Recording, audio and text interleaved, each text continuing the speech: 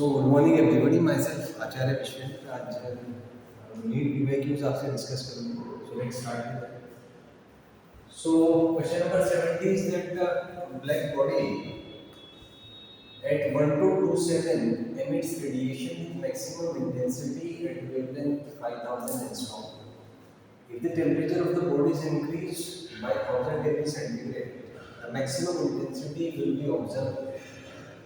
तो ये actually veins law में बेस है, जिसके अकॉर्डिंग लैम्डा इनटू टी का जो प्रोडक्ट है वो कांस्टेंट होता है. तो यहाँ से हम कह सकते हैं lambda 1 T1 is equal to lambda 2 T2. तो temperature is increase the maximum intensity will be observe. So यहाँ से लैम्डा 2 आपका आ जाएगा lambda 1 T1 bye T2.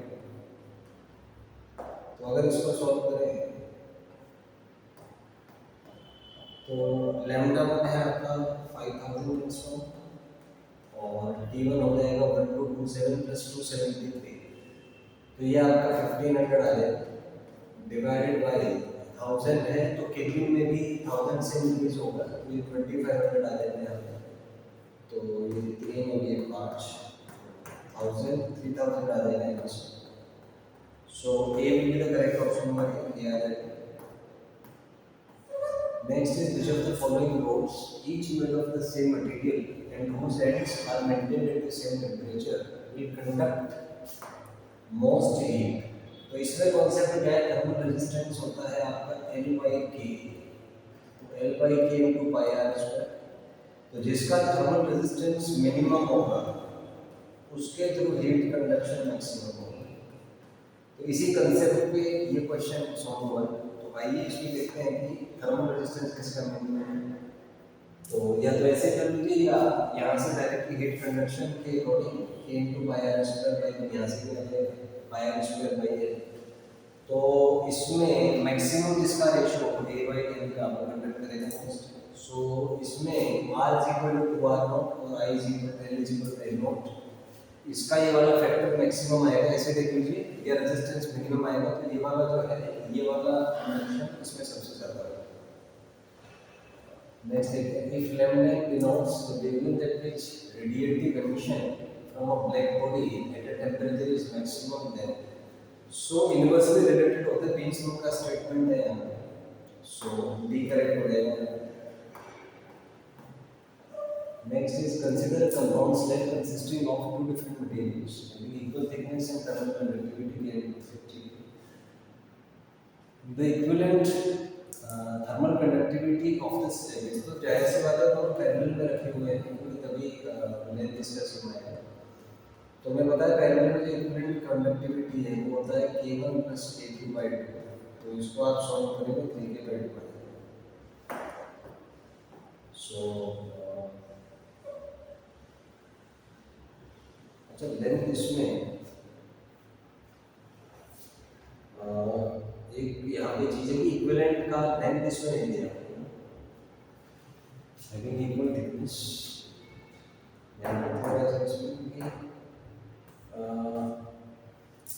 Having equal thickness in term conductivity respectively. ये थोड़ा सा इसमें ना मिस है कि सीरीज में कि पैरेलल में होते तो ये आराम से, लेकिन आई थिंक इसमें सीरीज में शायद दिया होगा मतलब सीरीज में मिस है.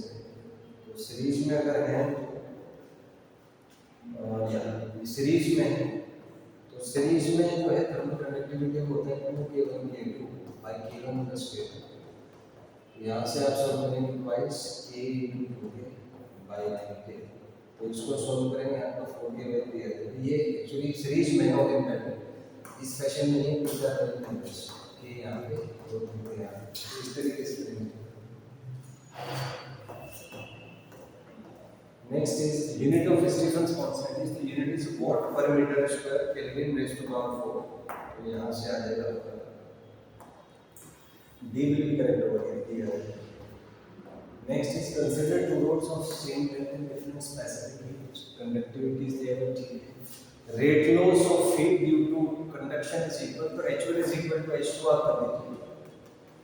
तो heat 1 होता है आपका K1 A1 by L1 into delta T. ये आपका आएगा K2 A2 by L2 into delta T2. इसी कॉन्सेप्ट में क्वेश्चन सॉल्व होगा. यहाँ से आपका बाकी सारी चीज़ें सेम है, ये कैंसिल हो जाएगा, लेंथ भी सेम है, तो यहाँ से आपका आ जाएगा equal equal is equal to as the condition for same rate of heat. Next is for a black body at a temperature of 727 degrees centigrade, radiating power is 60 and temperature of surrounding that heat. Temperature of the black body change to this, then its radiating power will be. तो इसमें आपका Stefan Boltzmann law use हुआ जिसके according जो power radiated है that is proportional to T4 minus T0. तो यहाँ से आप सॉल्व करेंगे तो आपका P1 by P2 आ जाएगा. P14 minus T14 divided by T24 minus T1. तो यहाँ से आप इसको सिंप्लीफाई करेंगे तो ये आपका आ जाएगा 60 by T2 is equal to T1 है यहाँ पे 1000, so 1000 raised to power 4 minus T0 है 500 raised to power 4. ये है आपका 1500 raised to power 4 minus 500 raised to power 4. तो इसको सिंप्लीफाई करेंगे यहाँ से आपका 60 by P2 आ जाएगा 10 raised to power 4 minus 5 raised to power 4 by 15 raised to power 4 minus 5 raised to power 4. तो यहाँ से सिंप्लीफाई होकर आपका P2 कितना हो जाएगा, कैलकुलेशन से निकाल देता हूँ. So finally P2 will be equal to 320 Newton centigrade. Yeah. Next question is which of the following is best close to an ideal black body? तो इसमें कैविटी रेडिएटर जिसको कहते हैं ये क्लोज है आइडियल ब्लैक बॉडी के standard से concept. Next is Wien's displacement law express relation between so lambda और टेम्परेचर के बीच में होता है. सो ये आ जाएगा Wien's law के अकॉर्डिंग lambda into T का जो प्रोडक्ट है कांस्टेंट होता है. सो first one will be correct one. Next is cylindrical load having temperature T1 between rate of heat flow दिया हुआ if all the linear dimensions are doubled keeping temperature same. तो इसमें हम देखेंगे जो हीट करंट होता है वो होता है आपको K A by L into delta T. तो एरिया यहाँ पे R स्क्वायर के प्रोपोर्शनल आ जाएगा by L into delta T. तो अगर सारे डायमेंशंस आपने बराबर कर दिए मान लीजिए हीट फ्लो 2 डैश आ गया तो ये आ जाएगा K by 2R का whole square by 2L into delta T. तो यहाँ से आप देखोगे 2 डैश मिनिमम टाइम्स डबल हो जाएगा. So B will be correct ओवर दिया है.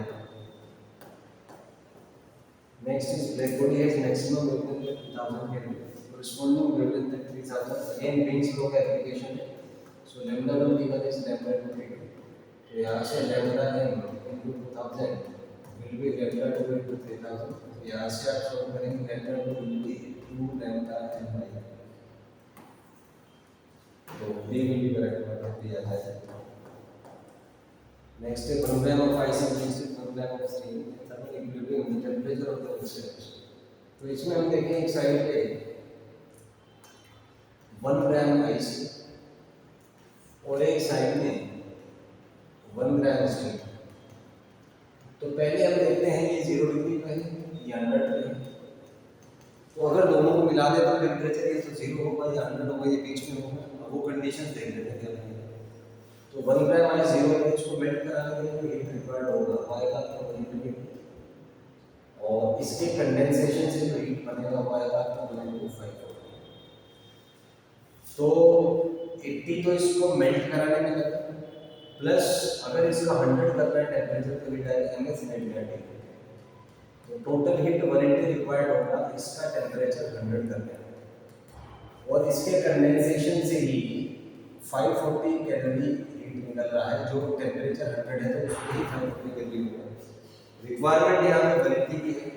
तो इसका मतलब ये वाला 540 कैलोरी आने से पहले ही टेम्परेचर 100 हो गया होगा और जैसे ही टेम्परेचर 100 होगा हीट का फ्लो रुक जाएगा माने फाइनल टेम्परेचर आपका 100 होगा. So first one will be correct. Next is radiant energy from the sun incident normally in the surface. तो इंटेंसिटी आपको दिया हुआ है. What would have been the radiant energy if the sun had temperature twice. तो इसमें आप देखो power radiated है कि रेज़ टू पावर 4 होता है. तो अगर टेंपरेचर को आप डबल कर देंगे तो पावर ऑब्वियसली 16 टाइम्स हो जाएगा 2 रेज़ टू पावर 4. 16 टाइम्स हो जाएगा तो इसका 16 करेंगे 320 कैलोरी पर मीटर स्क्वायर होगा. फर्स्ट आ जाएगा. Next is black body is at a temperature of 500. It emits energy at a rate which is proportional to. So T raised to power 4 होता है केल्विन में, तो 500 raised to power 4 आएगा ये लिखना। Next है beaker fill of water bottle is kept if it cool from 80 to 75 metre. तो इसमें ये है कि टाइम बढ़ता चला जाएगा क्योंकि rate of cooling directly proportional to temperature difference है। So we can say that T1 will be less than T2 will be less than T3। सो ये will be correct होगा लॉ ऑफ कूलिंग का सीधा application. Next is rate is given two cylinder lots of same materials, diameter का ratio दिया है, length का ratio दिया है, टेंपरेचर डिफरेंस है, रेशियो ऑफ फील्ड फ्लो। तो यहाँ पे काम करें रेट ऑफ फील्ड फ्लो होता है आपका K A by L into delta T, ये दोनों का सेम माने, और rate of field flow R1 upon R2 आपका आ जाएगा R1 by R2 whole square into L2 by A। तो यहाँ पे आपको रेडियस का रेशियो दे रखा है डायमीटर का 1:2, तो ये आएगा आपका 1/2 का होल स्क्वायर और L2 by L में 2/1 सॉल्व करेंगे इसको 1/2 आ जाएगा। So D is to 1/2 is length आ जाएगा 2:1। ओके, सो 1/8 आना चाहिए।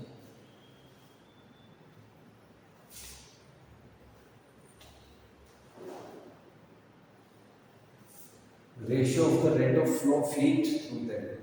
Okay, length दिया, temperature difference है, तो rate flow K by L over T, तो R square by L ठीक है, R1 square by R2 square, R1 by R2 और into L2 by L1 ठीक है। डायमीटर का रेशियो है, लेंथ का रेशियो 2:1। ओ सॉरी, ये L2 by L2 करेंगे तो ये 1/2 आ जाएगा यहाँ से, सो दैट विल बी 1/8। और अगर 1/8 है तो ई आपका ऑप्शन आ जाएगा 1/8। Next is temperature of sun is double rate of energy. Repeat हो रहा है question. So energy radiated proportional होता है T raised to power 4। तो अगर टेम्परेचर को आप नोट करेंगे तो power 2 raised to power 4 times हो जाएगा, -16 times. So D will be correct में दिया जाएगा। Next is multiple thermometers can be used to measure temperature. बहुत हाई टेम्परेचर पे भी यूज होता है, इट्स अबाउट 360 डिग्री सेंटीग्रेड। इसका स्टैंडर्ड स्केल यहाँ से। Next is centigrade Fahrenheit thermometer degree boiling point ठीक है। फ़ारेनहाइट थर्मोमीटर डिस्टेंस में ठीक है। What is the following temperature as registered by the centigrade thermometer. तो इसमें आप एक काम करें, बॉइलिंग वाटर है तो इसमें 100 डिग्री सेंटीग्रेड होगा, तो इसमें होगा आपका 212 डिग्री फ़ारेनहाइट। फाइनली ये 140 डिग्री फ़ारेनहाइट है, इसको मान लीजिए कुछ x। तो यहाँ पे रिलेशन है कि delta TC is equal to 5/9 times delta T। ये रिलेशन इसमें यूज होगा। तो यहाँ से आपका आ जाएगा दिस विल बी 5/9 और डेल्टा T होगा 212 माइनस 140। तो ये 5/9 इंटू 72, 9 से 8, 8 और 5 40, 40 डिग्री सेंटीग्रेड है। सी विल बी करेक्ट होगा। Next is thermal capacity of 40 gram of aluminium. तो थर्मल कैपेसिटी होता है आपका मास इनटू स्पेसिफिक हीट। तो मास है यहाँ पे 40 ग्राम और स्पेसिफिक दिया 0.2 कैलोरी पर ग्राम के। तो ग्राम से ग्राम आप कैसे कर लीजिए, आएगा 80 कैलोरी पर केल्विन। और इसको अगर आप केल्विन में कन्वर्ट करें तो ये 4.2 जूल हो जाएगा लगभग। तो ये लगभग 33.6, अच्छा सॉरी 0.2 में तो 8 आ जाएगा, ये 33.6 जूल पर केल्विन में करेगा। नेक्स्ट है 10 gram of ice cubes at 0 are released in tumbler ठीक है, assuming negligible rate is taken by the surrounding ठीक है। Temperature of water in tumbler becomes nearly.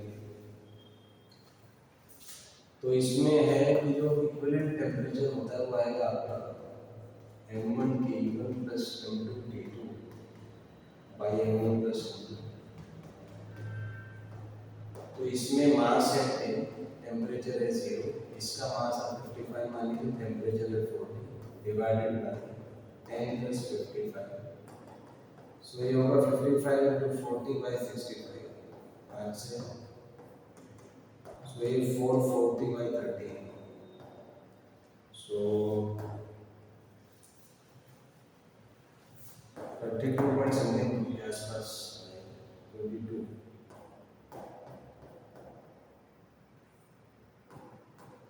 लगभग।